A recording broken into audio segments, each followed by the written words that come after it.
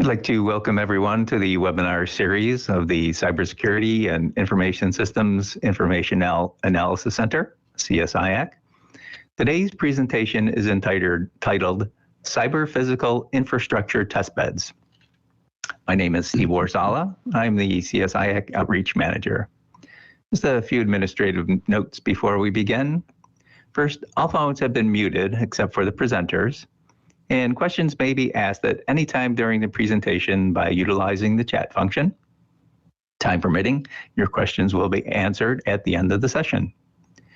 Today's briefing slides will be posted on our website within a couple of days. And finally, I'd like to take a moment to acknowledge and thank our sponsor, the Defense Technical Information Center, DTIC. The funding that DTIC provides enables CSIAC to conduct these webinars. My pleasure to introduce our first presenter for today's webinar, Dr. Lee McKnight. He's an associate professor at Syracuse University's School of Information Studies. Lee is presently involved in supporting a variety of activities with the National Institute of Standards and Technology. He is one of our CSIAC subject matter experts who served as a presenter and panel member for our recent Smart Base Smart Cities virtual event. I'm going to turn the proceedings over to Dr. McKnight, who will now set the stage for today's event. Good afternoon, Lee. The floor is now yours. Thanks very much, Steve, and thanks everyone for joining us now. And thanks also to my fellow speakers and panelists for taking the time to bring this all together. I think we're going to have a very lively discussion. If we can move to the next slide. Or do I do that? Yep. Yeah. So just looking at the agenda here, I will be followed by Erica and then Lynn Wells from George Mason. And we'll conclude with Professor Brittany Kmush of the Falk College. We'll have some really exciting results to share with you all on the COVID-19 early warning platform work she's very deeply involved with. And then we'll close, as was mentioned, with some time for questions. So let's move on.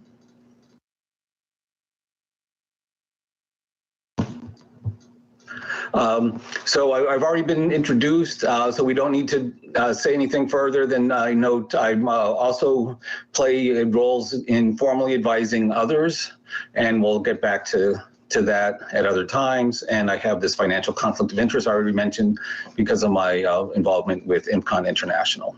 Next slide. So the first thing is, like, what are we talking about when we say cyber physical infrastructure test beds? The first word we want to make sure we understand is infrastructure. This is a list of defined critical infrastructure sectors according to the U.S. Department of Homeland Security, Cybersecurity and Infrastructure Security Agency, which was created just a few years ago, but is advancing work in helping secure, monitor, and defend critical infrastructure.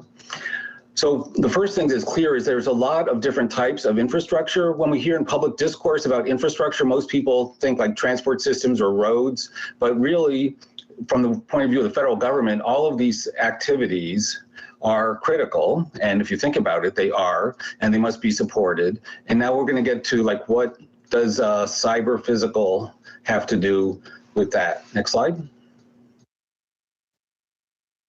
Okay, so what it has to do with it is all that infrastructure is vulnerable now in new ways because of cyber physical systems. Either there's new ways to penetrate or shut down portions of the power grid is one popular example. And the image here is from well, I guess I should just say in brief, I've been obsessing about this for a long time. This is from an 8-year-old picture from it's not a real plane burning. It was from a exercise with public safety officers. So, so I think it is a burning problem, though, for all of those infrastructure that cyber physical systems are so badly designed and architected. And well, I'll move on. Next slide.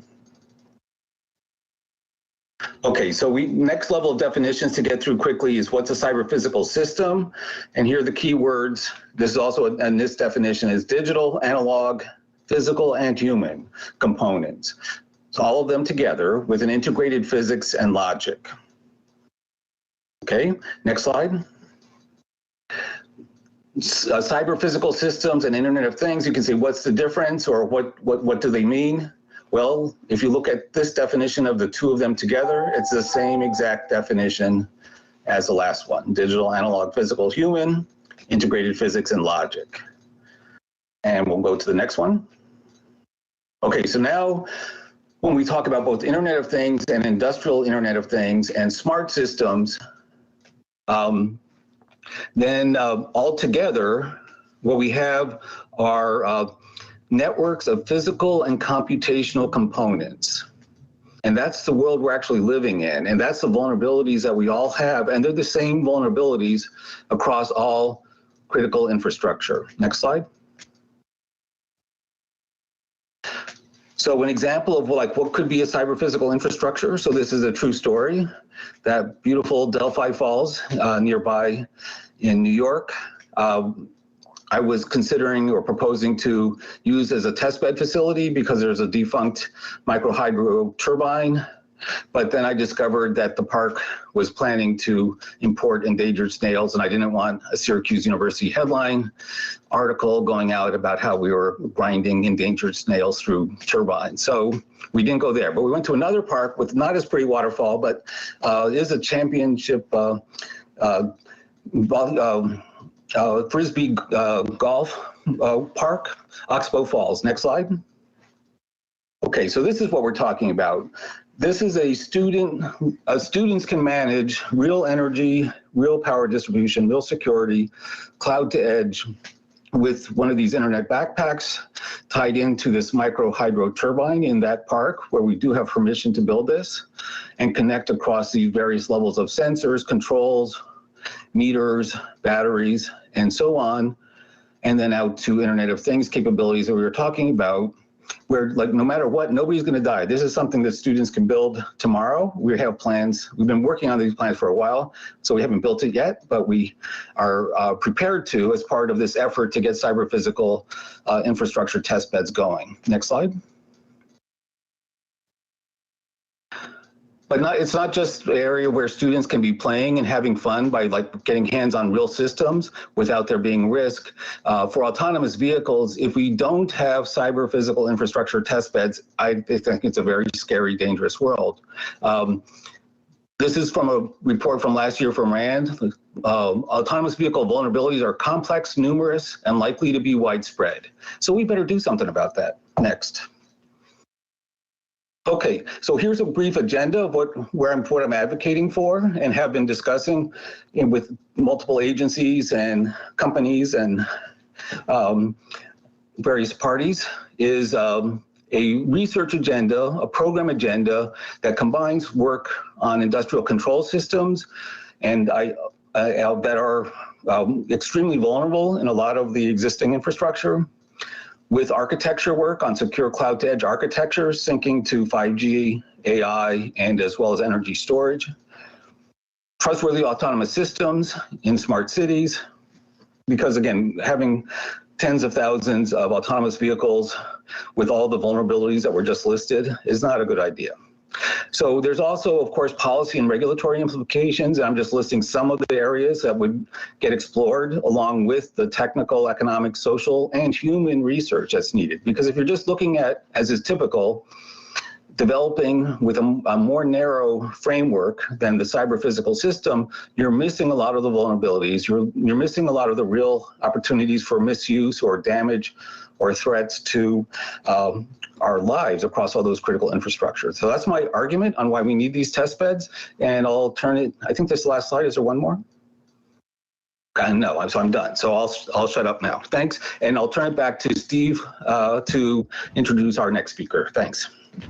Okay. Thank you for getting the ball rolling here, Lee.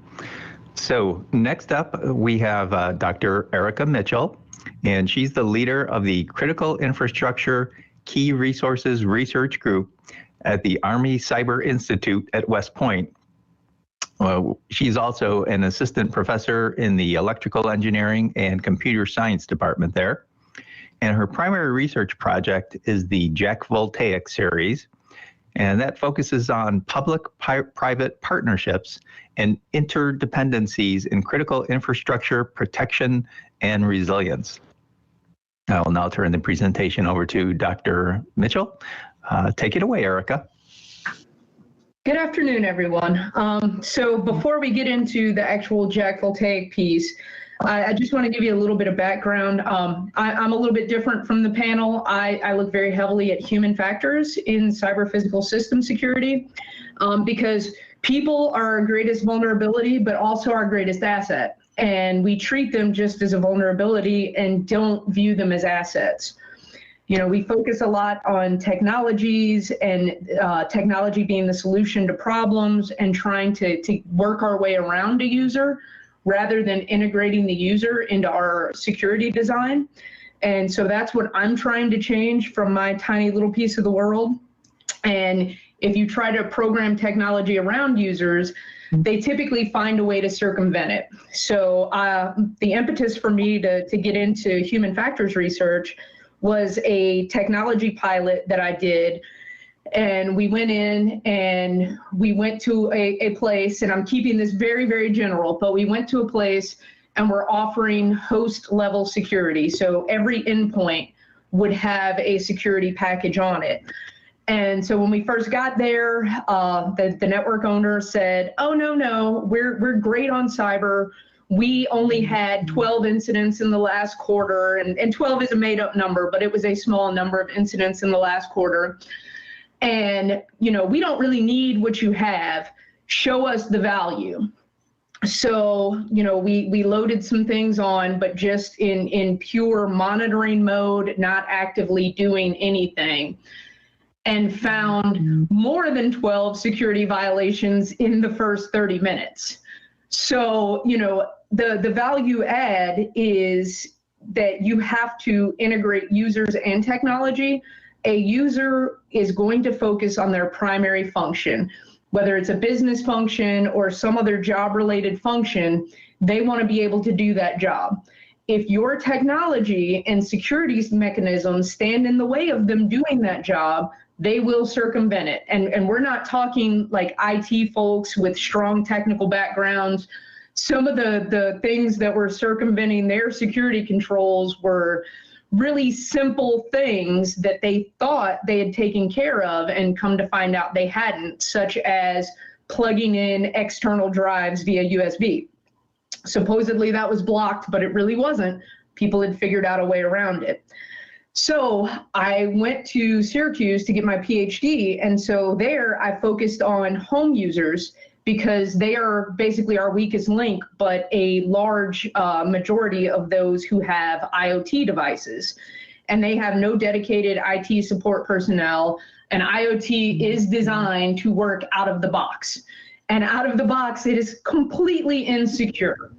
So I measured the effects of a few different psychological models, locus of control, which is how much a user believes they can control their environment, perceived self-efficacy, which is how good they feel they are from a technical perspective, and then past performance, what schools, certifications, various technical knowledge pieces, to include informal education, did they have.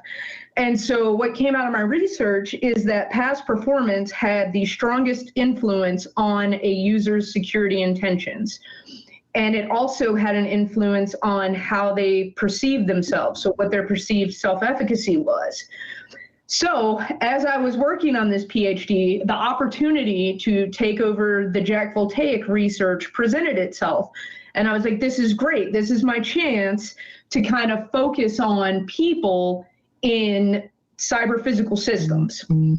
And so you've got, in JV, you've got a live fire exercise, which unfortunately we had to remove from this iteration, where you've got the people that are hands on keyboard. You've got your tech guys that are, you know, sitting down in a room trying to fight active infections. Then you have your tabletop exercise, and this is the key piece of Jack Voltaic. You bring in those operations managers and those mid-level managers who aren't tech at all, who don't understand tech, who just don't do that. And you teach them what could possibly happen by inserting them in a fictional scenario where things start to go wrong. And so what we start to do is flesh out the interdependencies between critical infrastructure sectors and look at the effects of a cyber attack without going into the weeds of the technological specifics of what that cyber attack may be. And so what we found is this kind of plays to that past performance piece as managers and non-technical people start to see some of the indicators of compromise. In the future, they have an eye out for when bad things are happening in their own systems. Next slide, please. So here is a brief history of Jack Voltaic and kind of some of our outcomes from conducting these. So our overarching goals through all iterations have been to assess a city's response capabilities through a multi-sector cyber exercise. We're looking at city level because a lot of the planning that goes into this is from a national perspective, and then a little bit less so at the state perspective. But cities and municipalities are kind of left to fend for themselves. And I've been on all ends of it. You know, I did a national level TTX where, you know, federal agencies were saying, oh, we have a plan for that. And then, you know, brought some people from cities who are like, well, what's the plan? Because nobody's ever told us that a plan even exists. And so the cities are the touch point. And that's why we're starting at that level and taking this bottoms up approach from city up through national rather than from national down. Because if you've been in one city, you've been in one city. Like no two cities are alike. This upcoming iteration is actually two cities that are in the same region, and even still, they're very different. And then goal 2, determine if a city's cyber crisis management planning is sufficiently integrated with physical crisis management planning. So I will tell you, a lot of times, some of the cities we work with are in like hurricane zones. They are so good on their physical incident response procedures. They can rattle them off for you. They can tell you everything that needs to happen and who needs to be contacted. You remove the physical aspect of it and make it a cyber intrusion, and they don't really know what to do, who to talk to, where to go, how to resolve it. And so we're looking to bring in, you know, again, that past performance where they've seen this and kind of know where to go. In fact, at JV 2.0, during the planning committee piece, they were like, it's already a win because we've met people we don't even know. And we're able to reach out to them in the event something happens rather than having to form a team after a crisis has already started. So I'm sure you guys can read what's up here, but I would say like the big takeaway from Jack Voltaic 1 was New York City Cyber Command. That is a direct result of their participation in Jack Voltaic 1. For Houston, they have done a lot within the city of Houston, but also Governor Abbott for the state of Texas has put a lot of focus on cybersecurity after JV 2.0 happened. And so then we did a series of workshops, which was Jack Voltaic 2.5. It was several port cities. And so 2 of the cities that participated in the workshops are the ones that we're doing Jack Voltaic 3.0 for, which is Charleston, South Carolina, and Savannah, Georgia. And so out of that, we were able to get a feel for more cities, like, for example, San Francisco and San Diego, and kind of seeing what their concerns were. Same state, very different concerns, and even very different levels of support for who attended the workshops. San Diego, like everybody was there. San Francisco, there was a lot of distrust because we were coming from the government, like the federal government. And so we ended up having more people coming from the outlying municipalities than San Francisco itself. And then the Jack Voltaic 3.0 Legal and Policy TTX brought Charleston and Savannah together.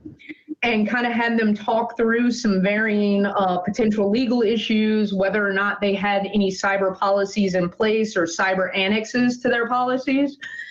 And so, you know, we were able to talk through a lot of things that they hadn't even considered yet, as well as introduce them to some of their state resources and get them connected with, for example, South Carolina Law Enforcement Division, SLED, has a cyber division. So we were able to connect them with that cyber division. And so people feel a little bit more comfortable in case there is a cyber emergency. Next slide, please. So upcoming is JAC Voltaic 3.0. And so what we're doing is working with the federal government, because we're looking at how DoD dependence on civilian critical infrastructure affects force projection. So for example, if something were to happen and I had to quickly deploy military forces, I may send them out of the ports of Savannah and Charleston. If something happens to Savannah and Charleston simultaneously, what are the effects on my force projection scenario? So we're kind of combining our municipality and city level research with research that's pertinent to the Army from a force projection standpoint, and discovering what those interdependencies are and how, in partnership, we can work to improve that particular scenario. And I kind of went over time a little bit, so let me throw it back to Steve. Oh, you're right on time, Erica. That's perfect. Thank you very much. Okay, so our next presenter is Dr. Lynn Wells, and he serves as George Mason University's executive advisor for the C4I and Cyber Center, as well as the Center for Resilient and Sustainable Communities. So Lynn is a visiting distinguished research fellow in the Institute for National Strategic Studies at the National Defense University. Dr. Wells completed more than 51 years of service with the Department of Defense, including duty as Principal Deputy Assistant Secretary of Defense for Networks and Information, as well as Command, Control, Communications, and Intelligence. In addition, he served in the Navy for 26 years. I will now hand it over to Dr. Wells. Lynn, the floor is now yours. Thank you. And thank you also for, I was fascinated by Erica's proposal. I can think of lots of presentation. I can think of lots of things that we can work together on. Are you controlling the slides, or am I here? There you go, thank you. So the idea here is looking at resilient and sustainable communities from the emphasis of cyber-physical systems. One of the centers at Mason is the new Center for Resilient and Sustainable Communities. And one of the things we're doing is looking at complex adaptive threats, which is to say cyber attacks concurrent with major natural disasters. Very much some of the things that Erica was talking about. Next slide. So what we mean in this case by resilience is a combination of coping capacity and adaptability. And I thank Dr. Lise Miller-Hooks at Mason for that synopsis. There's several other definitions. That's a pretty concise one. NIST divides resilience into 4 phases: anticipate, withstand, recover, and adapt. And within this, there are 2 critical concepts: organizational capacity, and the capacity literally means something that's an inherent part of an organization, or for that matter, a person, but also the ability to adapt and grow to the new normal after the disaster. And so what we talk about is making sure you don't try to bounce back to the pre-crisis status quo, but how do you bounce forward to some new and better environment. Next slide. And that's shown graphically here. Again, you start off with a normal performance to the left. You have the disruption of the yellow arrow. There's a degradation. You come back up again, but again, you want to wind up with a better new normal afterwards than you had when you started. Next. There's a real difference between security and resilience. Security typically thinks about locking things up and hunkering down to keep bad things from happening.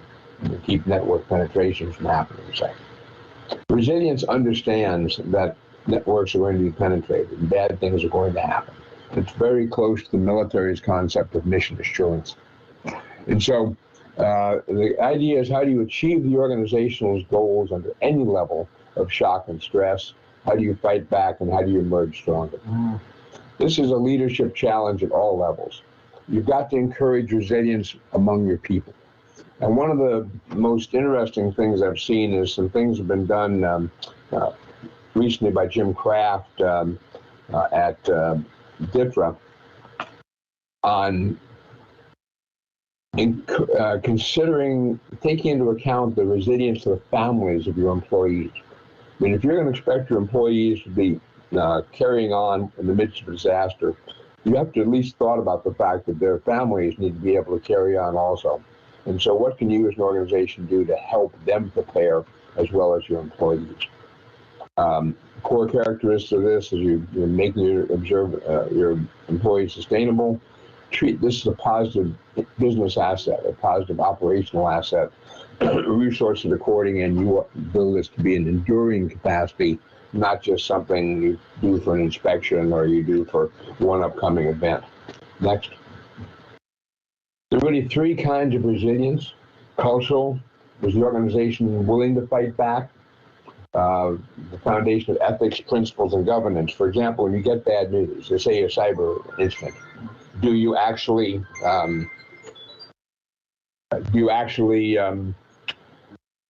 say, yes, let's figure out how to address this, or do you say, this could be an embarrassment, let's make sure we don't talk about it? The operational resilience basically is, are your networks and your telecom systems able to deliver the core internal and external messages? The military would say able to exercise command and control. A city might say able to respond effectively. And then you have the financial resources on hand to get through the crisis. In terms of infrastructural, well, that's the other infrastructures, the power, the transportation, the water. You understand the interoperabilities, the interdependencies among those, and can you deal with it when the crisis comes up? Next. This is clearly a comprehensive approach. There are no easy answers. There are no silver bullets to this. This takes a long time and needs to be focused on maintaining continuous improvement. In terms of lessons, my contention is we do spend lots of time observing lessons, but you can never say a lesson has been learned until behavior changes.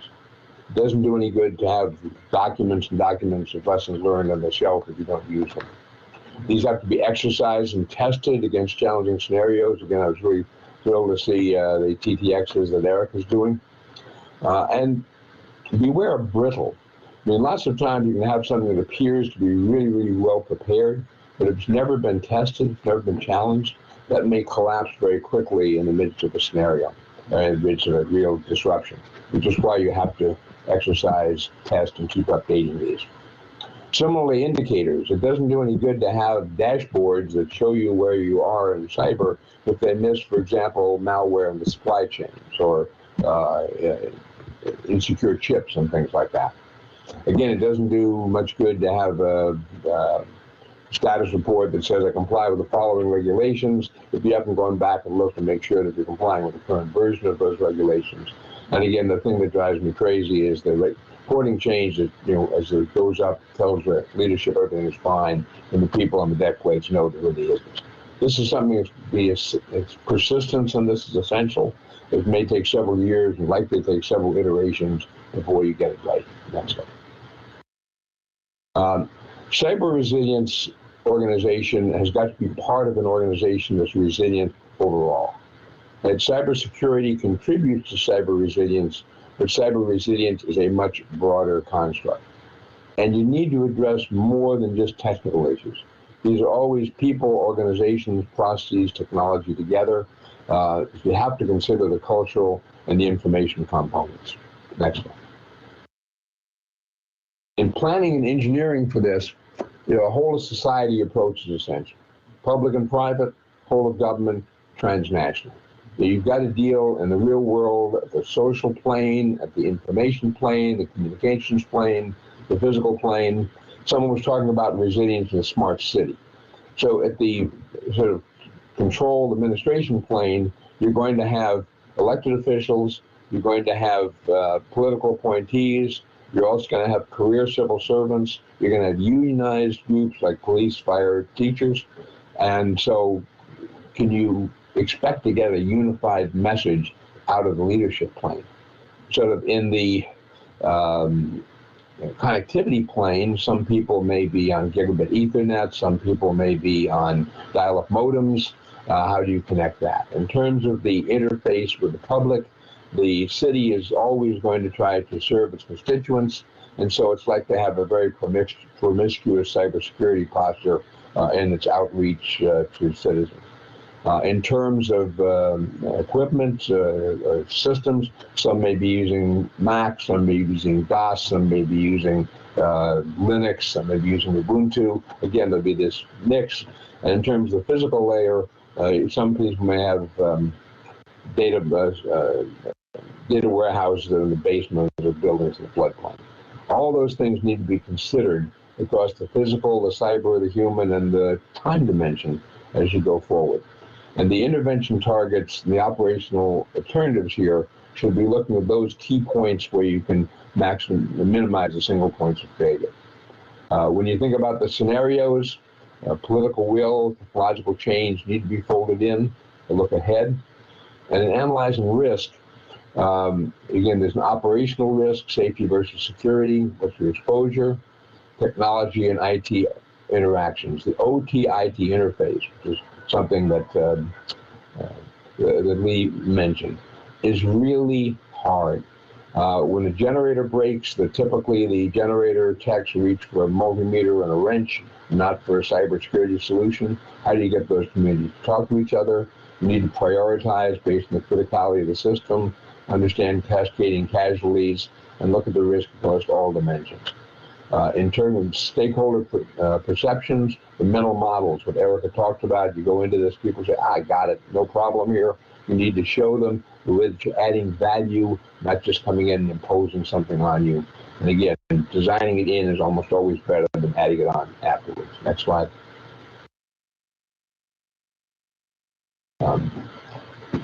So you can measure and analyze this, and I won't go into this in detail, but Matthias Pontelli at University of Manchester has developed this resilience trapezoid, which basically is just a sort of an example of the graph I showed earlier. But you can measure the components. You can measure how fast the grid degrades, how low it drops, how long it stays degraded, how promptly it comes back, and then you can measure how much better it gets and how long it takes you to get there.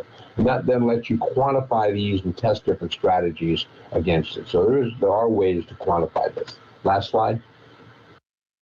So the Center for Resilient and Sustainable Communities at Mason was established last year as a result of an interdisciplinary, university-wide competition for a transdisciplinary center. And the idea is that communities can create these life-changing social economic opportunities by locally led, bottom-up resilience and sustainability initiatives supported by cross-cutting approaches and models. So the key part of this center is listening, learning, and lasting. We try to go and listen to the communities we're dealing with. As we engage with them, we try to have bidirectional learning. If we teach something, we also try to learn something that can be applied to a general scenario. And then the lasting is after the grant ends, the students graduate, have we built a capacity for the community to continue? So we do tech demos, the StarTides tech demo at Mason since 2017. We also do one at the Pentagon. Right now they're scheduled for October 20th and 21st at Mason, 22nd, 23rd at the Pentagon. We'll see what happens with virtualization. But there are lots of opportunities. We'd love to have you engage in any of this. So, Steve, back to you. Great. Thank you, Len. Okay, so now I'd like to introduce Dr. Brittany Kamush, an assistant professor at Syracuse University's Falk College. She has a PhD in global disease epidemiology and control from Johns Hopkins School of Public Health. Her areas of specialization include infectious disease, epidemiology, along with vaccine development and application. For the past 8 years, she has been focused on the elimination and control of hepatitis in Asia. I will now turn the presentation over to Dr. Kamush. Take it away, Brittany. All right. Hello, everyone. Thank you for having me. And I would also like to point out that I'm a bit different from everyone else on this panel. My specialty is public health and epidemiology. And so not as much specializing in cybersecurity and cyber-physical infrastructure, but today we will be talking about an early warning platform for SARS-2 or COVID-19, so the current pandemic that we are all in the midst of. So transmission of SARS-CoV-2 or SARS coronavirus 2, which is the virus that causes the disease COVID-19, is unobservable. We don't actually ever know exactly when a transmission event occurs. We try to make guesses based on symptoms and people presenting to health centers or hospitals or doctors' offices. And so these indicators give us clues that transmission has occurred, really, right? So by the time we see a case, right, they were transmitted that virus approximately 5 to 7 days earlier, in some case up to 14 days before we actually see them start to have symptoms. And then they have to go decide their symptoms are severe enough or qualify to get tests. So a big holdup in this country for a long time, or in the United States, was the availability of testing. And so even people who had symptoms were not able to get tested. And so if we don't have the tests, we won't know what the cases are. We also look at hospitalizations, which again lag weeks behind. So they were exposed to the virus at least a week before they started getting symptoms, and they probably were not hospitalized right away. So it took a few days or even a week or two for them to be sick enough to be hospitalized. And then again, finally, deaths again lag weeks behind these transmission events. People are sick with the coronavirus for a long time, 4 to 6 weeks in many cases, before they die. So deaths and hospitalizations and even cases are lagging indicators of transmission. So if we're responding to those indicators, we're too late. Transmission has already occurred, and now we're trying to play catch up. So some people at the start of this outbreak decided to look for environmental indicators to get us closer to that time of transmission, to not be so far behind when the transmission is actually occurring. And so they started in the 1990s, environmental surveillance for polio. So polio causes paralysis, but most people who get infected with polio will not have that paralysis. And again, looking for cases of paralysis in a hospital setting will be weeks behind when the virus has actually been introduced into a community. So people have been using wastewater or other types of environmental surveillance to detect poliovirus. And so this has helped, actually using this type of surveillance has helped the world get very close to polio eradication. So the benefits of wastewater surveillance, as we saw with polio surveillance, is that it's a representative sample of the population. So when you take from the wastewater, you're actually getting information from a big portion of the population. There's no identifiable information in wastewater, or that when we look for the viruses, that's not personally identifiable. We don't need diagnostic testing of cases. We don't need people to have specific symptoms, and it's very cost effective because we're not testing one person at a time, we're testing an entire population. And so we decided to try to explore wastewater as an early warning indicator of transmission to get us closer to that time of transmission actually occurring of coronavirus. So immediately, the first thing we need to know is coronavirus detected in stool, right? So it's not going to get into the wastewater unless it's in human stool. And so very shortly after the outbreak started occurring, multiple people were able to detect coronavirus in stool and then furthermore detect the coronavirus in wastewater. So they were able to take wastewater samples and detect RNA RNA of the coronavirus in the sewage. So we know that at least in theory, this system works, and it's been demonstrated by multiple research groups, including our own. So here we have a graphic from Paris where we can see the cases are in this bottom graph with the gray, and the top graph is the RNA detected in the wastewater.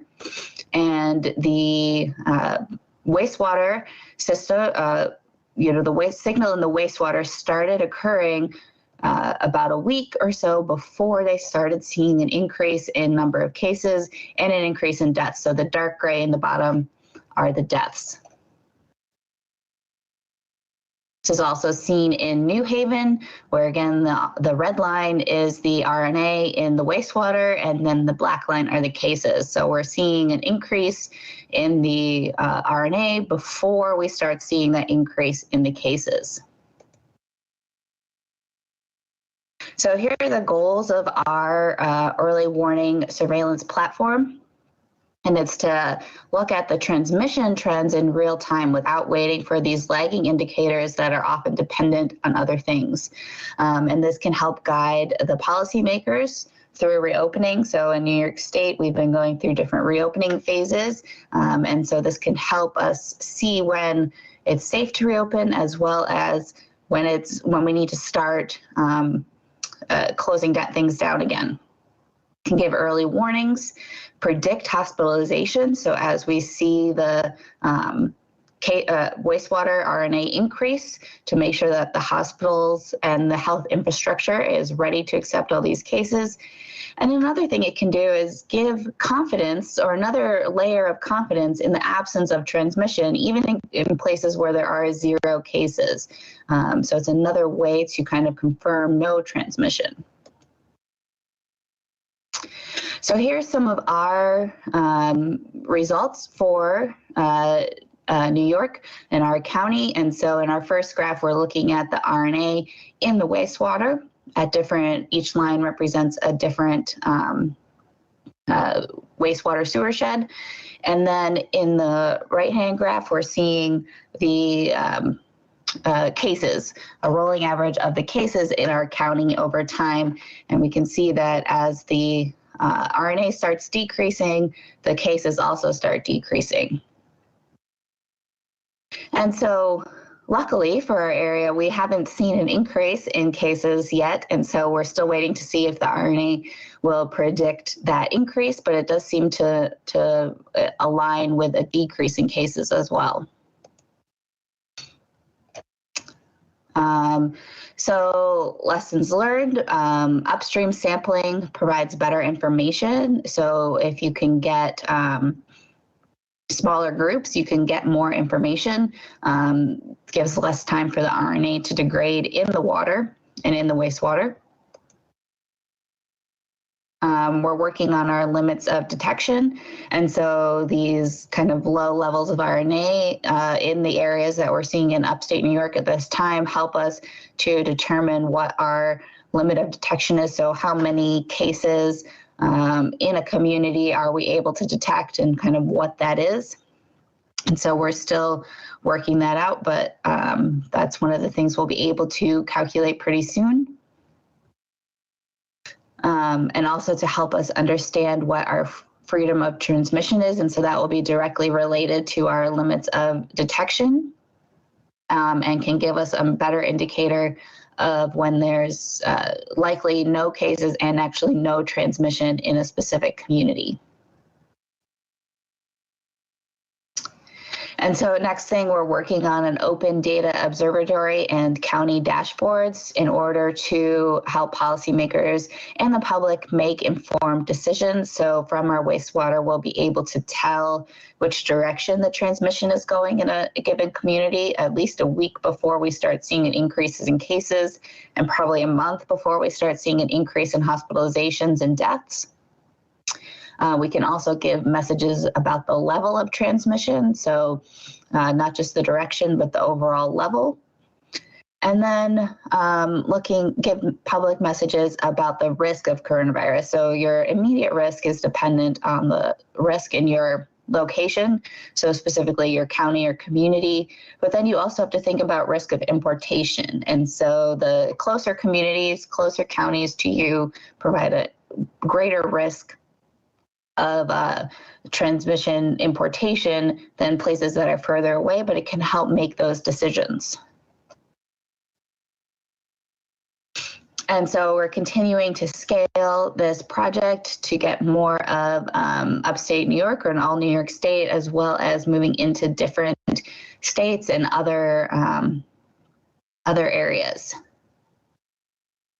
And so with that, I want to thank our research team, so especially David Larson and his Twitter handles on the bottom here, along with mine, who's been heading this up, and our collaborators at SUNY College of Environmental Science and Forestry, as well as SUNY Upstate Medical University. Thank you. Thank you, Brittany. That was a very, very interesting research you're working on there. Thank you.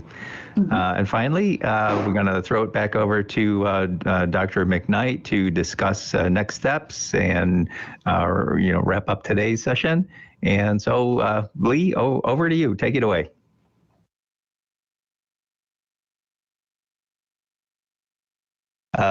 Lee, I think you're on mute right now.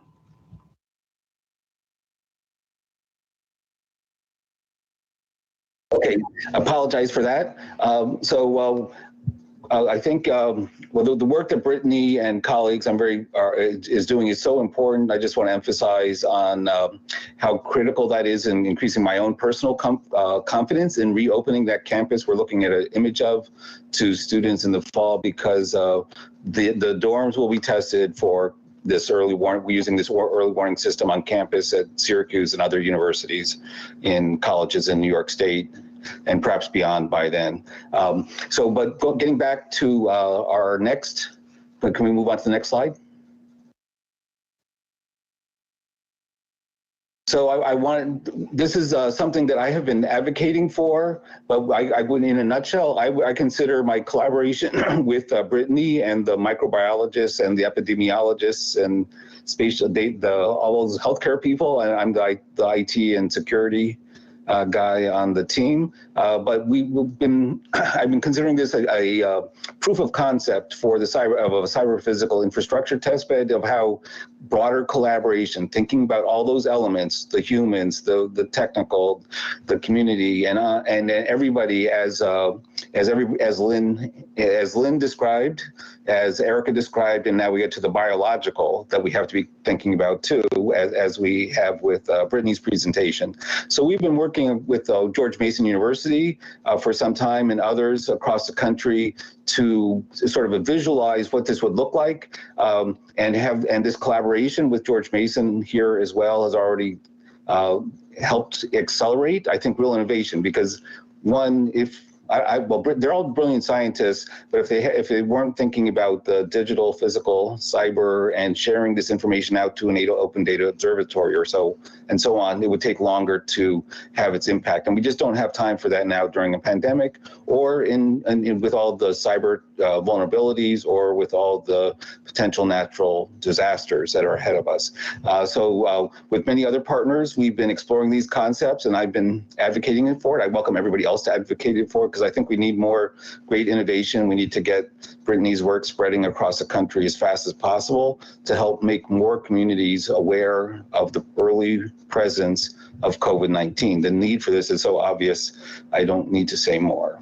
Next. And this is from just a few months' work. So going forward in the future, beyond all these elements, I would want our future cyber physical infrastructure to be certified, that it has been thought about for resiliency and sustainability and the human factors risk and everything else. Doesn't guarantee that we'll all be effective, but I think that's in our future. Next slide. Architecting these systems, yes, it requires much more than technical design and architecture, but bad technical designs only makes these problems worse. So thinking it through all of those dimensions described in the architecture, by design from the beginning, is really the only way to make some progress towards mitigating at least some of the risks that we're talking about, and rather than having just further growth of bad and insecure systems exacerbate the challenges we're all facing. So we've been thinking about this quite a bit at different levels, from that little backpack in a little park to like the whole cyber physical grid security resilience, which is much more complicated, and then all the different levels from privacy and availability and so on. Next slide. I want to mention that we have another meeting coming up in, I think it'll be August 12th, 10 a.m. to 12 p.m. Eastern time, that will advance some of the architecture work that I was just touching on in the very last slide. We'll be talking more about the early warning platform and open data observatory and its mobile variant, which is innovating through this as a part of our further proof of concept of innovation and the need for cyber physical infrastructure test beds. I thank you for your time, and I'll stop here and turn it back to Steve. Okay, thank you, Lee. So if folks have any questions, you can ask them in the chat function. Yeah, I want to thank everybody for their presentations today. I thought this was quite fascinating. You know, the test application, testing the wastewater is, very timely application. I think getting that early warning, that could be crucial in helping hospitals to realize the wave is coming and give them time to prepare, get the equipment and supplies they need. So I think this is very very interesting, very timely. So. Yeah, I just wanted to add in that this SARS-CoV is a kind of a test virus, but those can be applied to other viruses and bacteria that are, excreted in the stool, as well as different drugs, so both prescription and illicit. So you can kind of get an idea of the health status of a specific community to make sure that the correct infrastructure is in place, whether it's chronic diseases or illicit drug use, to improve the overall health of a community beyond, when we finally pass through this pandemic. Well, if I can follow on from that quickly and say that is exactly why. So Brittany's thinking about all the the actual practical aspects of this, the science of this.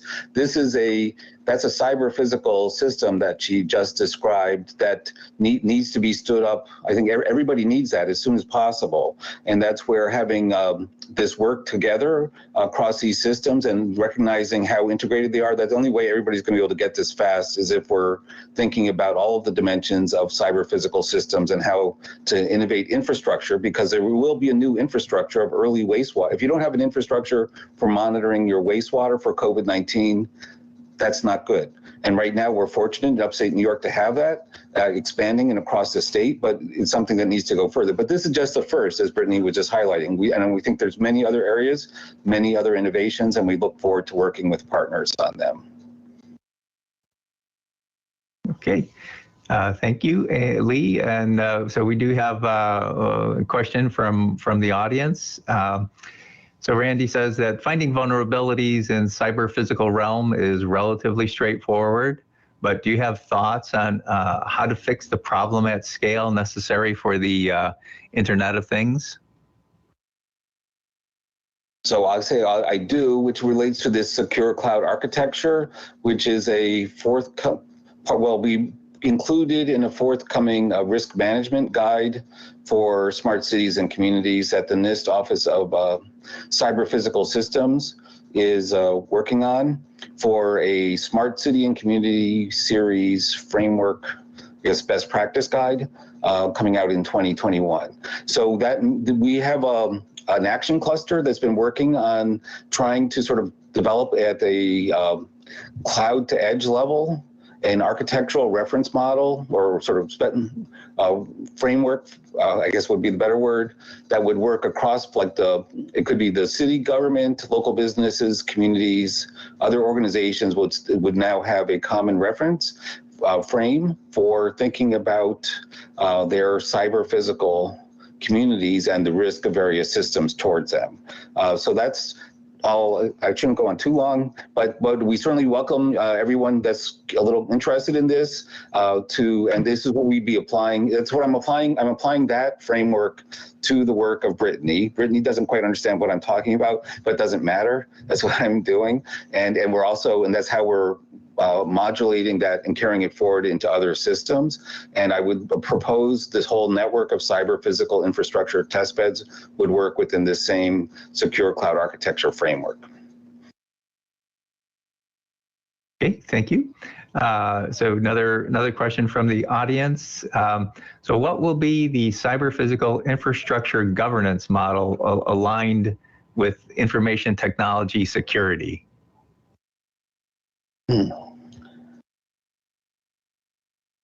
Should I take that one?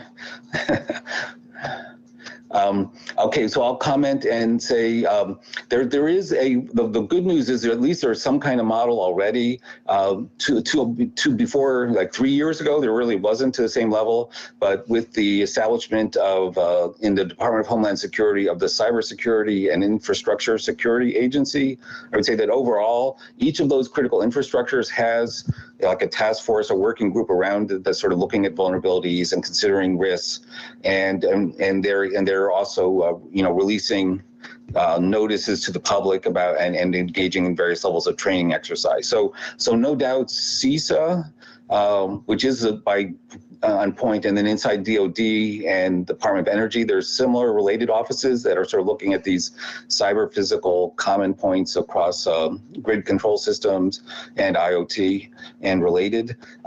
So there's at least in the agencies some people responsible thanks to congressional action over the last few years, but there's still more that needs to be done, and there are some challenges between some of the agencies, like between the FCC and FERC, that if we weren't thinking about the cyber physical systems, you wouldn't be thinking those two agencies need to work together, but they do, and they need to work together more going forward. So there will be some changes, that just as one specific example of what will be a broader issue, I think. Okay, thanks, Lee. So we've got a question that came in from one of our viewers from Facebook.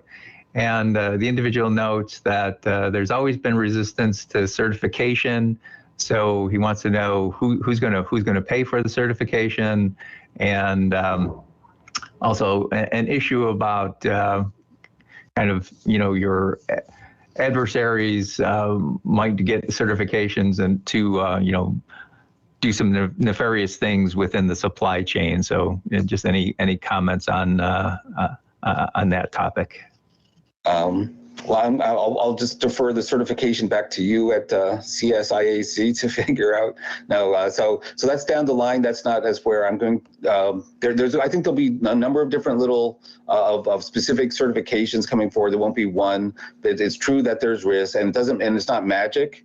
But basically there's just so much sloppiness done in the whole across the IoT landscape of product that I see certification as helping just eliminate and streamline. But it doesn't eliminate any of the risks. So having internal monitoring and controls, even of people that are of official authorized users, that just has to be done as well. So it's not a magic bullet, it's just part of a picture. But here's the argument on why industry should cooperate. Right now you're going through like all those different certification processes across all of those separate little critical infrastructure markets. This creates a new common platform or common framework where you could be perhaps expanding your own markets because you're certified into new areas at like 16 other vertical infrastructures that you're not participating in currently.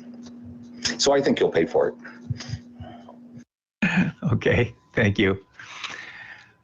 Let's see. So one other question. So wondering if this would be integrated with artificial intelligence enabled biometric mapping to the tied into the Internet of Things.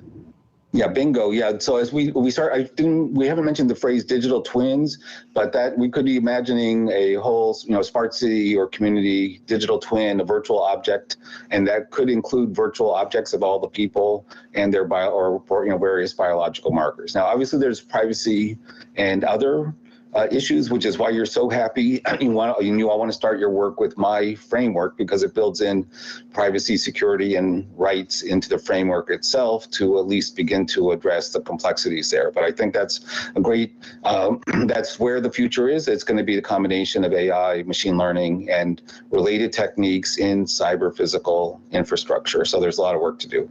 And thanks everybody for your time and attention. Okay, thanks, Lee. Yeah, so we're at the end of our hour for today's webinar. But I want to thank Lee, Erica, Lynn, and Brittany for their taking the time to present their information that they shared with us today. It's very it's all very interesting and important work, and wish everybody great success in your future endeavors. So. Just make one note, programming note for next month. Our webinar in August will be on the 12th, Wednesday the 12th. It's going to start at 11 a.m. And the topic for next month is going to be adversarial machine learning. So that'll be an interesting talk as well. So once again, thanks to everybody, and have a great day, and we'll see you next month. Thank you. Bye-bye now.